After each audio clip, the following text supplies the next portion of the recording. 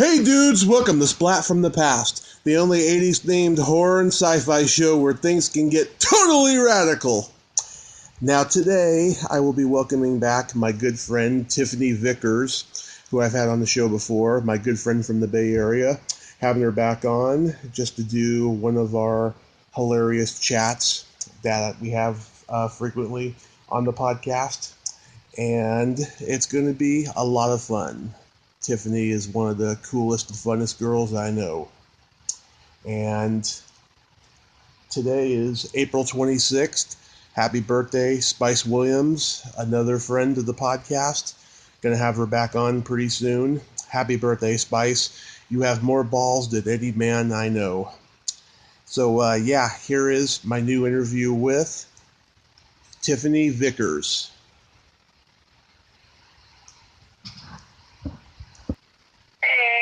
What's up, girl? Just driving to my next hospital. It's been nuts. Wow.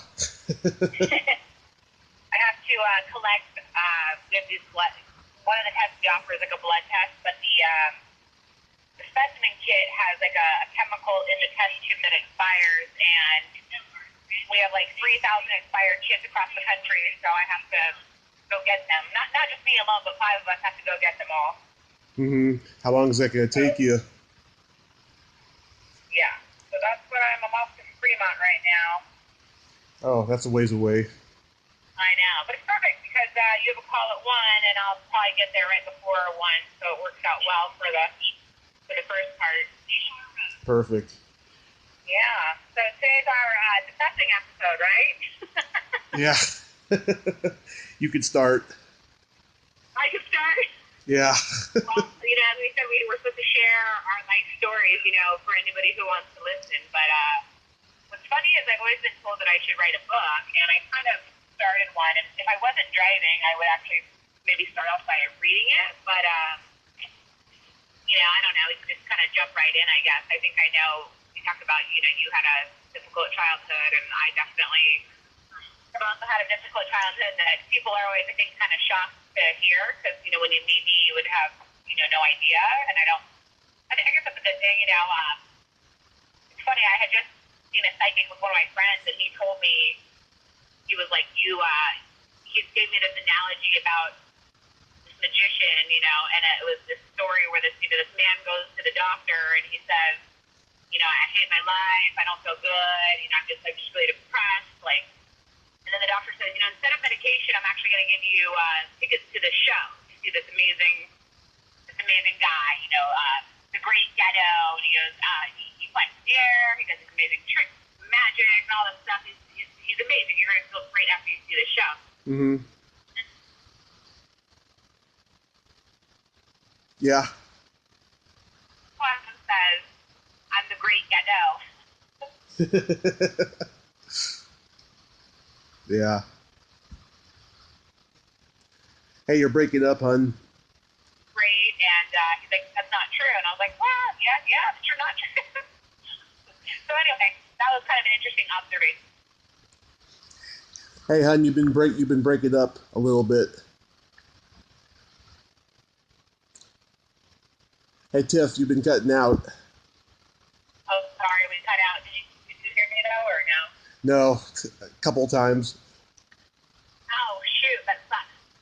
Well, long story short, basically, pretending like everything's been great when it's not. So, just getting right into, my life right now is great. I have a great husband, have a great job, have great kids. But when I grew up, it all started with watching my dad, beat my mother pretty often. He would drag her to the ground by her hair.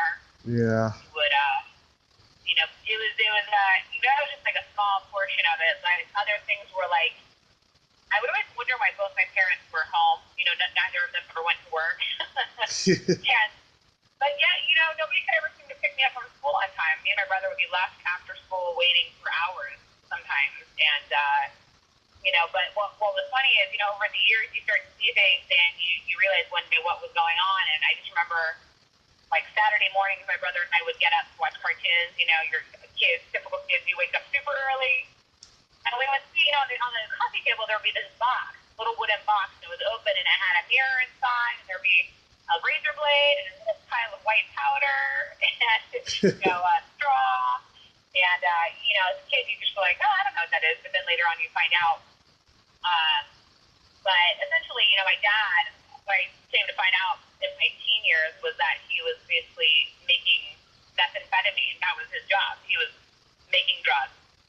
And my mom was a stay-at-home mom because I guess that was enough money. I grew up in San Carlos, which is a nice neighborhood. Mm-hmm. So funny. Had like this great childhood with friends around, but then there's like the dark things. My parents were very unstable, and my one Christmas, it was like the best Christmas. I got everything I ever wanted, all the toys, and no joke, the next day after Christmas, my dad got angry and threw every single one of them away. The day after Christmas, like just very, unstable behaviors by both of them. My mom would be constantly crying, Mm-hmm. So in my teen years, my dad went to prison finally. He finally got caught. And, it ended up being this series of empty promises. He would always be like, oh, like I was into photography. I'm going to build you a dark room. I'm going to get you a car. All these things that, never came to be, and it kind of goes on and on and on to the later years. But, meanwhile, my mom, they got divorced when I was 10. So meanwhile, at this point, they're split up. My mom marries a man, and he's abusive too, not physically, but emotionally, and to me as well. So he did things like excluded me from the family events. He would literally say, we're all going to the movies tonight, but Tiffany can't go. And one year for everybody's birthday, he got everybody a brand new bicycle, like a really nice Trek one, like $1,000 bike. But when my birthday rolled around, he got me a T-shirt. Mm-hmm. So that was fun. But eventually, I ended up developing anorexia in 8th grade.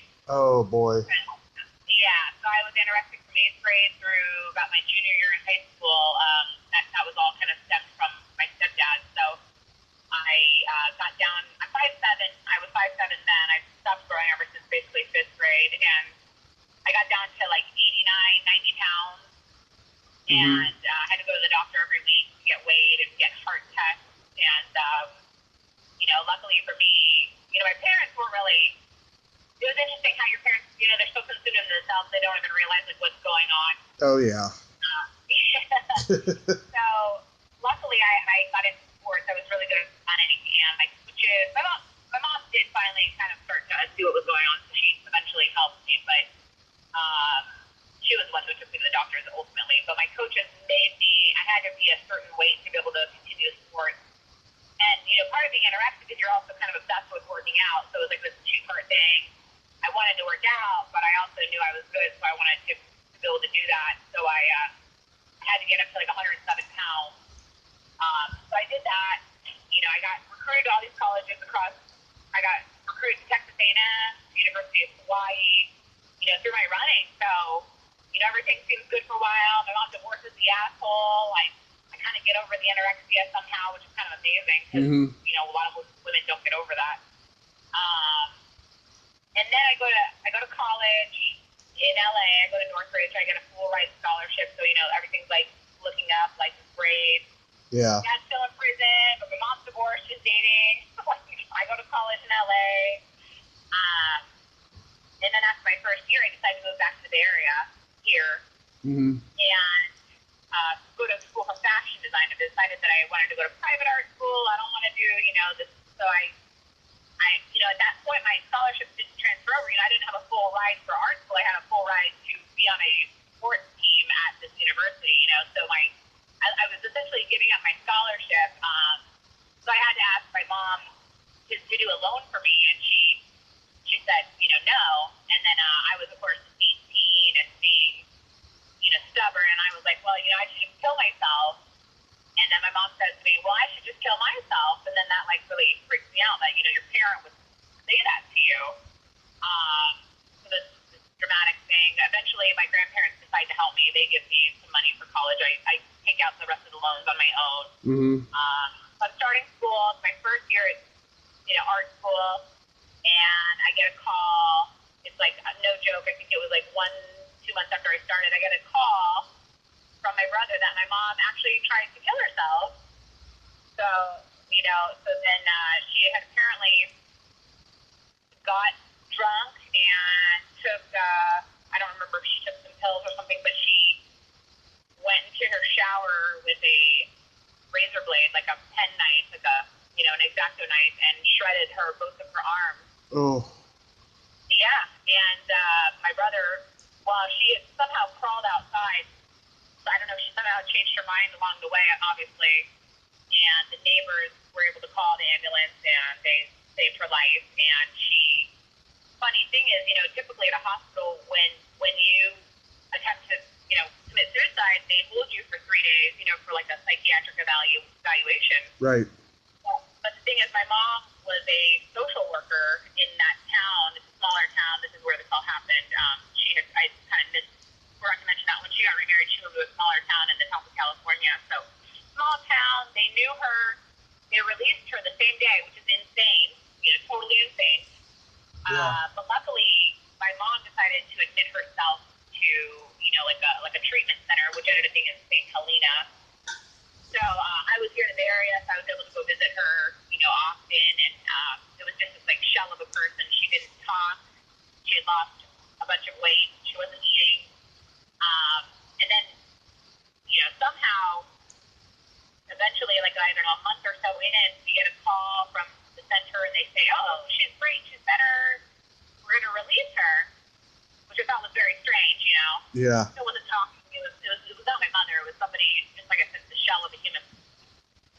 And, coincidentally, or one would say, is that her Cobra insurance had ran out. So I think that was more of why she was magically better than that she was actually better, Mm-hmm. The hospital wasn't being paid anymore, so they decided to discharge her. So she comes to stay with my grandmother here in Redwood City, and she lived there for a while. And she starts to talk again. She's kind of acting like she's better.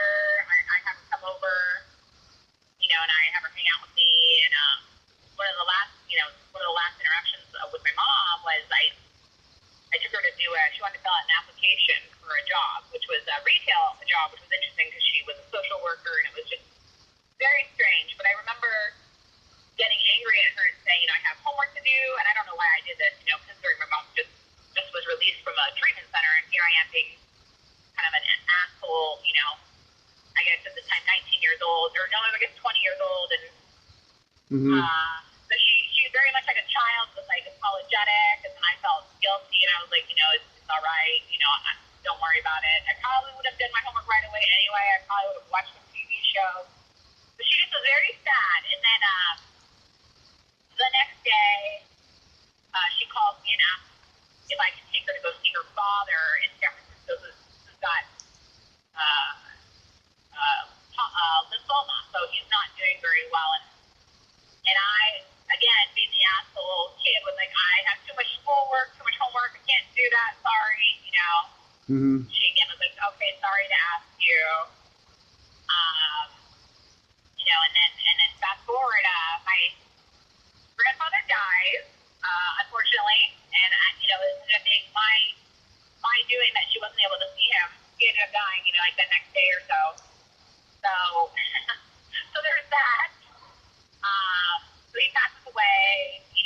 My grandmother starts taking my mom to see to help handle, the little logistics of the apartment that he had. And Mm-hmm. so I guess about a week or two later, I hadn't seen much of my mom, which is unfortunate. So, and then I'm doing my homework one night, and I get a call that my mom is dead. So, Wow. she had the keys to his apartment, and he lived in downtown San Francisco. He had a 14th floor studio, and the laundry room of the building was on the 16th floor. She decided to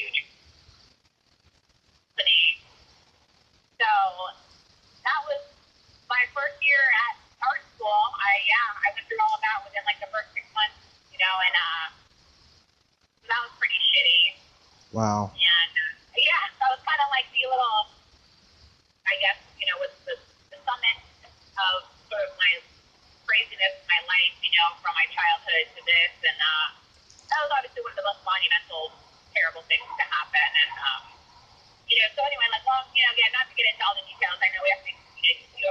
one and all that, but this is sort of like the overview Mm-hmm. of sort of my life in a nutshell, you know, and it's just funny because I think, you know, nobody really gets that story from me, and that's not something you share on a daily basis. People Yeah. usually ask about your parents, and I just say, you know, my mom passed away. I don't talk to my dad. He's out of prison now in San Francisco. Who knows when, maybe doing drugs again, maybe taking drugs again, I don't know. So, you know, it's like this crazy fucking situation. Now, when people meet me, I think they're like, wait, what? You know, so I just was like, you know, this in a very fast forward version, wanted to tell you my, you know, life story, because we were sort of on our first call talking about our fucked up childhood. So, and I know you still have your mom, which is wonderful, but I don't know anything about your dad or what happened there. So I don't know. You want to tell me about, you know, Yeah. our depressing episode. The life sucks episode, right? Yeah. So, okay, my dad back in the 70s did a lot of drugs and drink, right? So by the time I was born, he just drank, and he stayed off the drugs until I was about 8. And then for the next 6 years that him and my mom were still married, he would leave on a Friday night and not come back until Monday morning when he had to go to work, because he was staying at my uncle's place. They were doing cocaine and crank and drinking. My dad never cheated on my mom, which is amazing. But then once the divorce papers were filed, oh, he went nuts, I'll tell you. Oh, wow. But like my dad. Yeah, I left out that part, but yeah, my dad was quite the character when it came to that. But go ahead, yeah. Yeah, so, but my dad, I'll tell you something, even though he wasn't around an awful lot, when he was around, he was just the most spectacular father ever. And, you know, I'm still close to him. I still talk to him, you know. Oh, that's great. Yeah. But I know a lot about his demons and things that happened in the past and stuff. I don't have a full understanding of everything about it, but I do know quite a lot, and I don't hold it against him. You know, there was stuff that happened to the family that I'm still learning about, and I don't know about on his side. And yeah, it's just amazing how things turn out sometimes with your family. What about so would you say, so your childhood was pretty good for the most part, sounds like. Was it more of like what happened with the accident that really changed things, or the accident sort of helped you for the better in some ways? Because you said it made you stop drinking. Childhood was good, but it could have been better. I mean, I got bullied a lot in school, you know, because I'm not a follower and I'm not a joiner. And my brother, he's 9 years older than me, he got bullied too for that same reason, you know. And so I got bullied, and, you know, I had a grandmother who was pretty much crazy. I mean, she kind of mellowed out a little bit by the time I was born, but she had abused my mother, and she had spent time in an insane asylum at one point. Oh, wow. Oh, my goodness. Yeah. And so your mother had to grow up with your grandmother acting that way, I imagine, prior to her being admitted. So yeah. Your mom probably went through a lot, yeah. Right. It was an awful lot, and it's still affecting her to this day and stuff. And oh my God, there's just so much I could tell you. I know, like I said, if you really dissect it, there's probably so many, like a million stories within the story, you know? Mm-hmm. But what I'm always amazed to find out is, like, when you do talk to people, you find out that, you know, some people less than others, but there's often, you know, a lot of kind of very tragic and that happen in our lives, you know, and it's, you know, so it's like, sometimes, like, I know I'm not alone, like, it's not as, it's not embarrassing, but I don't mind sharing the story as much anymore, because I've learned that, you know, I have a coworker I have two coworkers. One coworker's cousin was murdered, you know, like, with a drive-by shooting in Mexico. I have another coworker whose mom, or his father was murdered, and his mother went to jail for drugs. Like, it's just, like, it's kind of amazing, because, you know, you just like myself, you know, I look at these people and I'm like, wow, holy crap, I would have never known you've had so much, you know, insane things that happen in your childhood, you know, and it's like, it probably is sort of what shapes us to be these, like, people that we are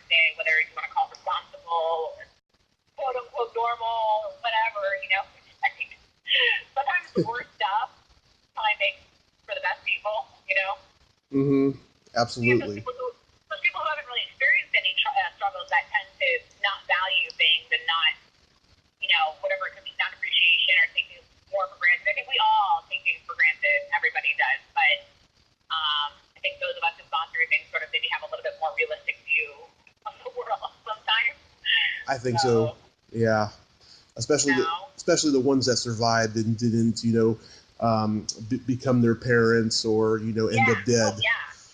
Yeah, because so many of them get into drugs or drinking and dealing with it in that way. It's true. I actually think the thing with me was having my son, my older son who's 13 now, I genuinely think if I didn't have him, I probably would have gone down a path of, like, because I was a pretty big partier, like, in my college year. High school, really, but I was very responsible. But in college, it kind of all got a little crazy. And I probably would have went down that path had I not had him. I feel like all those things sort of happen for a reason. And, yeah, it's interesting, though, because I could have seen it going a different way for myself, for sure. Mm-hmm. Yeah, and just, oh, my God. I mean, I look at things that happen to me, and I go, God, how did I survive that? Right? I know. Me too. I know. And I've done some really stupid things. I know you have to get off in a minute, but I'm like, it's like, I just had no regard almost for life. Like in college, I told you when I was living in Los Angeles for college, I would go to Hollywood, usually with a friend of mine, but a couple times, I worked in Encino, so I would go out with my friends there, but one night I was out alone. I literally got in a car with a guy that I met on the street. Like, what? Who does that? You know, it's just, I don't know. It's just like you just do these stupid ass things and you think it's okay. You know, nowadays I would never do that, but I don't know. It's just like it's bad decisions, and I don't know if that's guided by, childhood or just being naive or what it would be. But I don't know. It's just there's a lot of situations I put myself in through college where I was like, what the hell was I thinking? I seriously could have been murdered or whatever. I don't know. Yeah. Stupid youth. I know.